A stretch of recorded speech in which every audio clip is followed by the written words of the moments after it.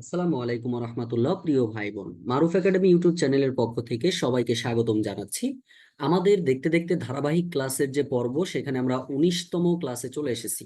আমরা দক্ষিণ পূর্ব এশিয়ার 11টি দেশ সম্পর্কে গত ক্লাসে আলোচনা করেছি। আজকে আমাদের আলোচনা হচ্ছে মিয়ানমার, থাইল্যান্ড এবং ভিয়েতনাম সম্পর্কে। তো এইটার বিস্তারিত পার্টে আমরা এখনই চলে যাব। তো চলেন প্রিয় ভাই বোন, আমরা আমাদের ক্লাসটি শুরু করি। প্রথমেই আমাদের আজকে যেটা আমরা জানবো সেটা হচ্ছে মিয়ানমার। সেটা আমরা মিয়ানমার সম্পর্কে একটু জানবো। তো মিয়ানমার সম্পর্কে আমরা কি জানবো? দেখেন, মিয়ানমার সম্পর্কে যদি জানতে হয়, প্রথমে আমাদের জানা উচিত সেটা হচ্ছে ব্রহ্মদেশ। খেয়াল করেন, ব্রহ্মদেশ। তারপরে হচ্ছে সোনালী প্যাগোডার দেশ বলা হয় কোন দেশকে? সোনালী প্যাগোডার দেশ। সোনালী প্যাগোডার দেশ হলো মিয়ানমার। আচ্ছা, দারুণ একটা জিনিস আমরা শিখে ফেললাম। এরপরে এই মিয়ানমার আসলে স্বাধীনতা লাভ করে কত সালে? স্বাধীনতা মানে স্বাধীনতা পায় বা স্বাধীনতা লাভ করে, আমরা জানি এটা 1948 সালে। কাদের কাছ থেকে? ব্রিটেনের কাছ থেকে। ব্রিটেন অর্থাৎ ইউকে এর কাছ থেকে, ইউনাইটেড কিংডম। এই মিয়ানমারের জাতির জনকের নামটা কি? মিয়ানমারের জাতির জনক হলো, মিয়ানমারের জাতির জনক হচ্ছে অং সান। অং সান। আচ্ছা, এরপরে আমাদের যেটা জানতে হবে সেটা হচ্ছে রোহিঙ্গা মুসলিম জনগোষ্ঠী নাগরিকত্ব হারায় কত সালে? রোহিঙ্গা মুসলিম জনগোষ্ঠী, রোহিঙ্গা মুসলিম জনগোষ্ঠী কত সালে তাদের নাগরিকত্ব হারায়? জনগোষ্ঠীর নাগরিকত্ব হারায় কত সালে? তো এরা নাগরিকত্ব হারাইছিল সাধারণত আমরা জানি যে 1982 সালে। আচ্ছা, এরপরে যে আসলে মিয়ানমারের নামটা তো আগে মিয়ানমার ছিল না, এটার নাম ছিল বার্মা।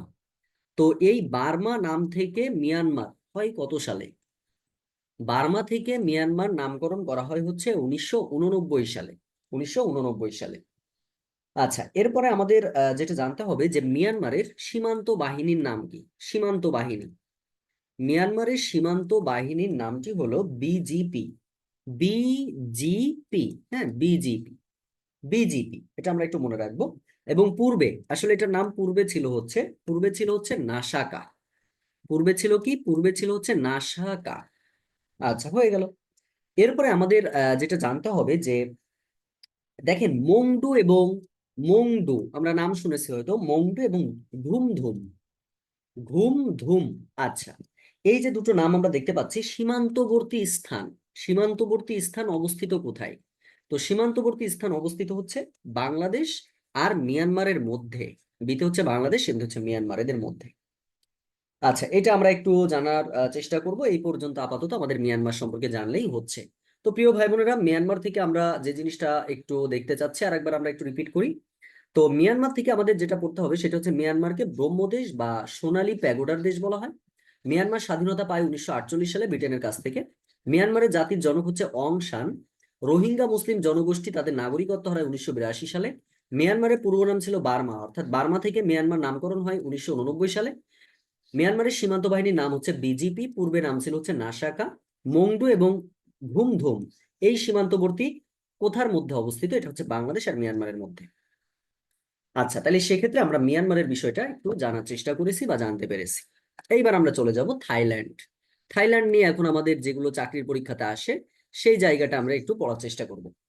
তো প্রথমে যদি আমরা আসতে চাই যে এই থাইল্যান্ড শব্দের অর্থটা কি?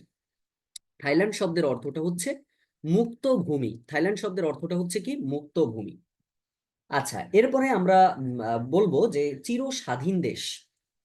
চির স্বাধীন দেশ, চির স্বাধীন দেশ অথবা চির স্বাধীন দেশ অথবা মুক্ত ভূমি বলা হয় কোন দেশকে? তো চির স্বাধীন দেশ বা মুক্ত ভূমি বলা হয় এই থাইল্যান্ডকে। বলা হয় কাকে? থাইল্যান্ডকে। আচ্ছা, ভালো কথা।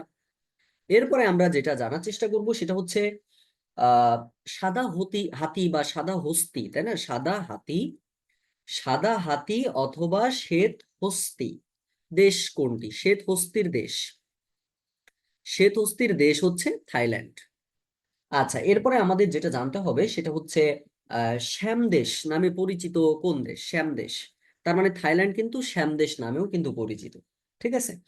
আচ্ছা, এরপরে আমাদের যেটা জানতে হবে যে থাইল্যান্ডের ইতিহাসে সবচেয়ে দীর্ঘস্থায়ী রাজা কে ছিল? সবচেয়ে দীর্ঘস্থায়ী রাজা, থাইল্যান্ডের ইতিহাসে সবচেয়ে দীর্ঘস্থায়ী রাজার নামটি হলো রাজার নামটি হচ্ছে রাজা ভূমিবল। রাজা ভূমিবল হচ্ছে এটা, যেটা প্রায় 1946 সাল থেকে 2016 সাল পর্যন্ত ছিল। তাহলে থাইল্যান্ড থেকে আমাদের যে অংশটুকু পড়া দরকার সেটা আমরা একটু দেখলাম। তাহলে থাইল্যান্ড সম্পর্কে আমরা জানবো। থাইল্যান্ড শব্দের অর্থ হচ্ছে মুক্তভূমি। চিরস্বাধীন দেশ বা মুক্তভূমির দেশ হচ্ছে থাইল্যান্ড। সাদা হাতি বা শ্বেত হস্তির দেশ হচ্ছে থাইল্যান্ড। এবং শ্যাম দেশ বলা হয় কিন্তু থাইল্যান্ডকে। থাইল্যান্ডে দীর্ঘস্থায়ী রাজা যে হচ্ছে ভূমিবল, যে 1946 সাল থেকে 2016 সাল পর্যন্ত ছিল। তাহলে সেক্ষেত্রে থাইল্যান্ড সম্পর্কে আমরা এবার জানলাম। এরপরে আমরা চলে যাব যে ভিয়েতনাম সম্পর্কে আমরা একটু বুঝবো বা জানবো। সব পড়া লাগবে না, আসলে চাকরির পরীক্ষাতে আমাদের একটু গোছায় পড়ার জন্য এই পদক্ষেপটা। ভিয়েতনাম প্রথমে আসেন, যে এই যে ভিয়েতনাম, ভিয়েতনাম ওয়াল রয়েছে কোথায়? ভিয়েতনাম ওয়াল রয়েছে কোথায়? ভিয়েতনাম ওয়াল রয়েছে ফ্রান্সে। ভিয়েতনাম ওয়াল রয়েছে হচ্ছে ফ্রান্সে। আচ্ছা, আর একটা তথ্য এখান থেকে আমরা জানবো, সেটা হচ্ছে তৈরি পোশাক রপ্তানিতে বাংলাদেশের প্রতিযোগী। তৈরি পোশাক রপ্তানিতে বাংলাদেশের প্রতিযোগী কিন্তু এই ভিয়েতনাম। ওকে।